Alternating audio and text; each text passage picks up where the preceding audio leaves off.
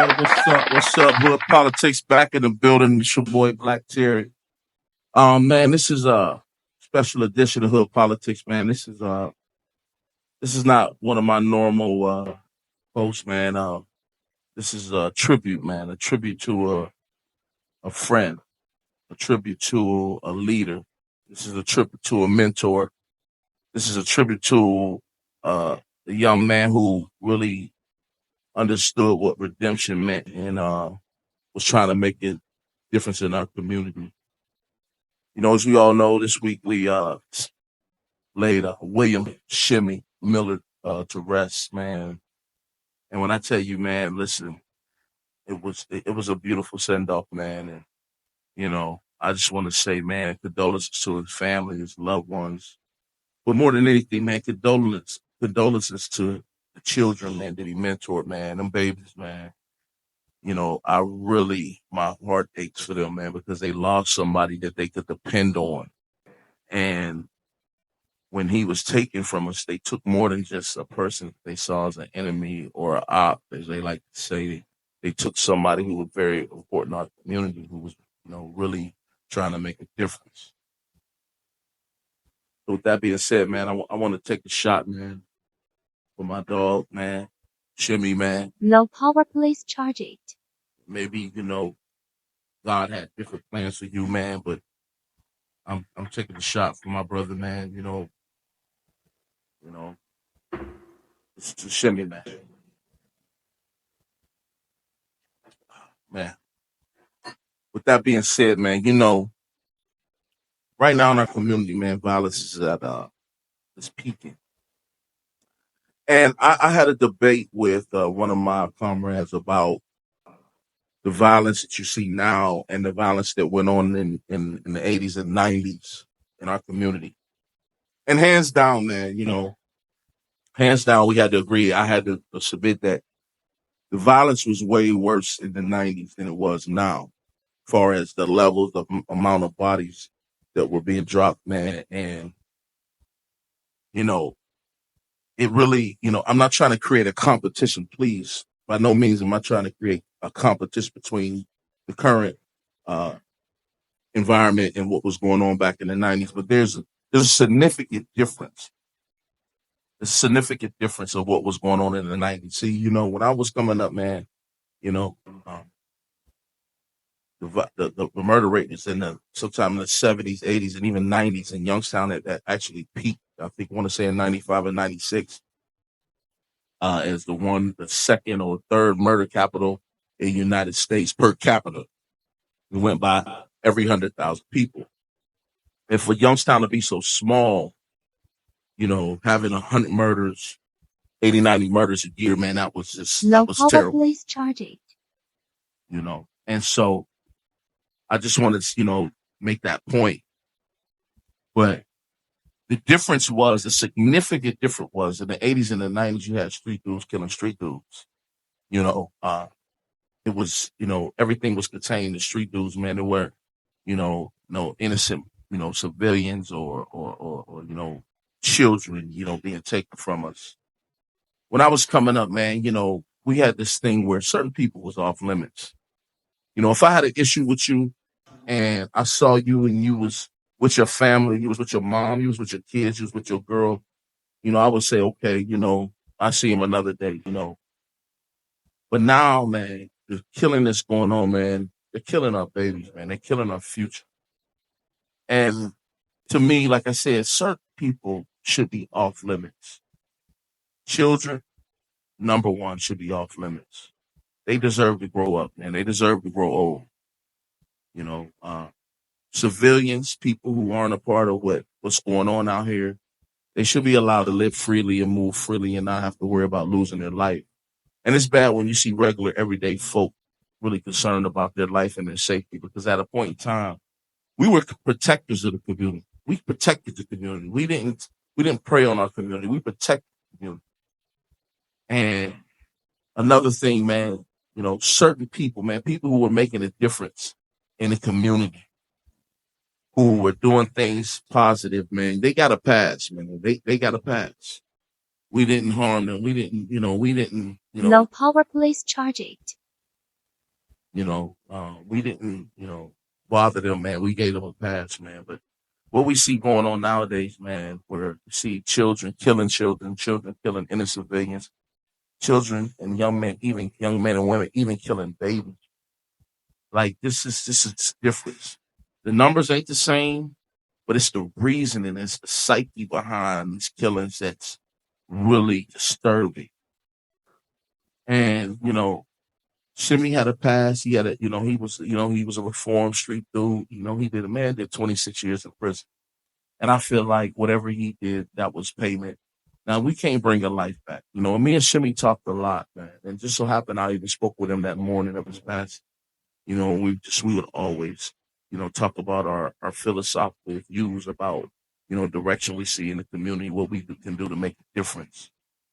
And, you know, dude, man, really, actually one time, man, we sat down, man, probably for 2 hours in this living room and we talked about redemption and what it meant to us.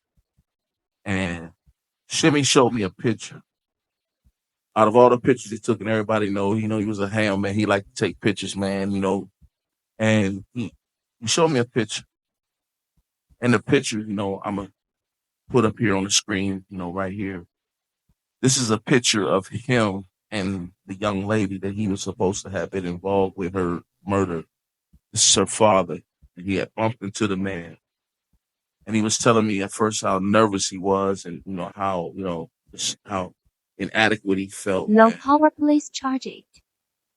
And so, that's one of the things that stands out with me. And he talked about how he came out on a mission to really make a difference, man, and try to atone for his wrongs and his sins. And he understood. He really had a grasp on what was going on in this community, man. And I respected that about him, man. You know what? For that, man, I'm gonna take another drink, man. Take another shot, man. This is for you, Sheriff, man. This is for you, bro. And what you was trying to do, man.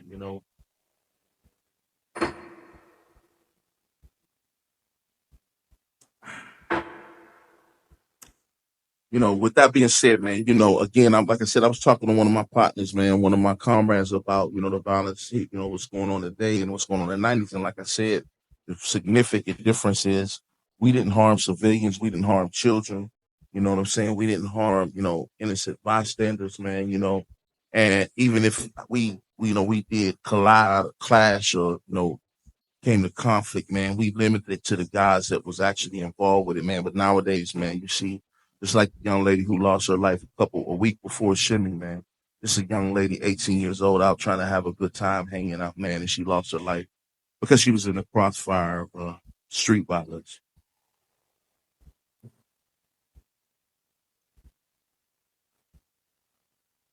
A lot of times, man,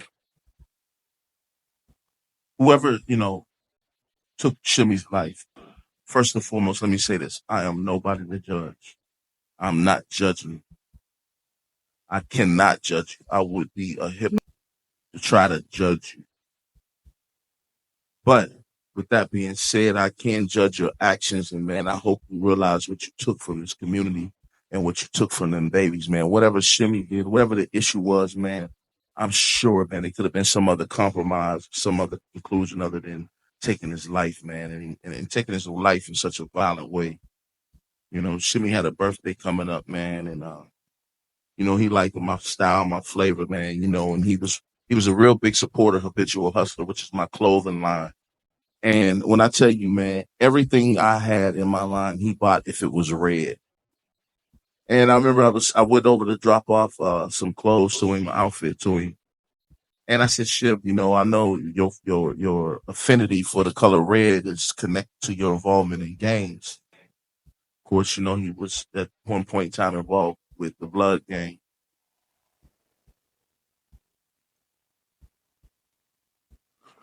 And I said, let me ask you a question. How do you reconcile your loyalty to your gang and your affiliation with the Blood Gang and your movement that you're trying to do and that you're trying to put forward now? I said, you can't have it both ways. You can't have competing beliefs, man. So help me understand, man. How does that work? And he said, man, listen, bro. He said, I don't have a problem with gangs. He said, I don't have a problem with gangs at all. He said, man, gangs can be a positive thing. He said, my kids, I'm using that philosophy of Low power gangs place charging. to bring them together and make them understand how they got to hold each other accountable. And I was teaching them leadership skills and things. He said, but what I do have a problem with is the gang philosophy, the killing, the indiscriminate killing and negative stuff that typically gangs bring into our communities. He said, I don't have a problem with gangs, man. He said, I have a problem with the gang philosophy that they have. And that's what I'm fighting. And when he said that, man, I just like, wow, bro. And I just knew, I said, this dude's special, man. Like this dude's special. This dude understands what's going on out here, man. And it really changed my mind. And I tell you, if you didn't like Shimmie, if you didn't like him at all, or you had an issue with him, if you went and observed him with his kid and seeing how these kids gravitated towards him and how they, looked to him and looked at him. I mean, and he had like a group of about 15 core kids and maybe 20 or more that came and went. But he had a group of 15 kids, and I was honored that one time he let me come and speak to his children and give them a motivational speech. And I taught them the phrase, I'm the master of my own destiny. And understand, and I taught them and talked to them about what that meant, about being the master of your own destiny and not let your current or past circumstances change your trajectory or your direction that you're going in life. And I was so honored. And he was thanking me. And I said, man, listen, man, I should be thanking you, man. I'm honored that you allowed me access to your children, what you got going on, Low man. power place charging. And I appreciate it. And it's stuff like that, man. If you saw him with them kids, with them babies, man, if you didn't like him, it would change your mind about him, man. Hey, yo. Here we are again. Same place. It's a different date. All these niggas gonna be in your face, crying and screaming around your coffin when you're gone, but when you're here, no love. So when it's all said and done, you better have more done than said. Bury me with niggas from prison. They can relate to what I'm feeling. Shade room, don't be posting your pictures. Keep the same energy like when I was out here with you. They gon' tell them stories about you when you dead. But when you was here, they ignored you. They gon' call cap on a nigga glory. Life without a real nigga about to be boring. Mama said they'll never love you till you're gone. So don't waste your time trying to please no nigga, no bitch, nobody that don't believe in you. Get rich, live it now, cause when you leave this bitch, you can't take nothing. They'll never love you till you're gone. So don't lose your mind trying to press no nigga, no bitch, nobody that don't rock with this. It ain't no stopping this. Nah. My niggas is crazy, bro. They gonna be posting all the pictures with you and them together. They ain't gonna be sending your people a quarter about you. Hey, live your fucking life, nigga. Fuck the rest. Marry me with chicken and waffles, so I can take B&B rock what he ordered. Pour the liquor out and break all the bottles. Don't be forgot by all you niggas tomorrow. Today, they gon' tell them stories about you, yeah. But then I'm really worried about you, no. Half of these niggas already in your girl's DMs. With friends like these, who needs enemies. Mama said they'll never love you till you're gone. So don't waste your time trying to please no nigga, no bitch, nobody that don't believe in you. Get rich, live it now, cause when you leave this bitch, you can't take nothing. They'll never love you till you're gone. So don't lose your mind trying to press no nigga, no bitch, nobody that don't rock with this. It ain't no stopping this. Long live DMX, long live B&B rap, long live Takeoff, long live the homie King Von, long live Young Dolph, long live Tupac, long live Big L, long live Pop Smoke, long live Matt Dre, long live Kanye. It's explanation, long live it. Say, Jail Master J, Notorious B.I.G. I'm out here smoking a mile for him right now, man. They took a real one from us, man. They took a real one from us, man. They took a Like, real one from us. this gotta stop, man. We gotta head to toe, man. Solid, man. Yes, solid, sir. Man. Shout out to Shimmie, man. Shout out to the family. Amen. Shout Yeah, out to the OGs. Shout out to his crew. Yeah, real man. talk, man. They took a real one from us, man. Yeah. Because then we started doing things in the community together. Right. You know, he would come down to my building and talk to our students. Right. And then we gained a relationship. Right. Yep. Same here. Same here, man. We started doing things together. Oh yeah, I've seen him change in the community all the way. I used to be That's down right. there. I worked for the Buckeye Review, so I used to be down there with the mayor and them, man. Right. I watched what he was doing, and I seen him with the youth. You know what I'm That's saying? right, man. Them babies, a lot of man. people that ain't doing that. Them A lot of babies. gangsters out here that done live their life. That's messed right. The city up and ain't doing what he was doing. That's right, ain't man. on right. You know what I'm saying? Shimmie he's a frequency. You know. He was a good brother, man. Always encouraged the youth. That's right, man. Always encouraged me. And, That's right, yo. This was a good dude, man. Man, Shimmie was, man, he came Real, out, man. ever since he came out of prison, man, he just been trying to Amazing, preach man. A peace, lightning rod. And definitely, you know, man, he helped me try to get my situations together. Hey, man, that's right, man. You know, you ain't no only right, we got to pay and respect the whole. Man, Shimmie, he was like a brother to us. Yeah. Raquel, come on, let's talk about Shimmie.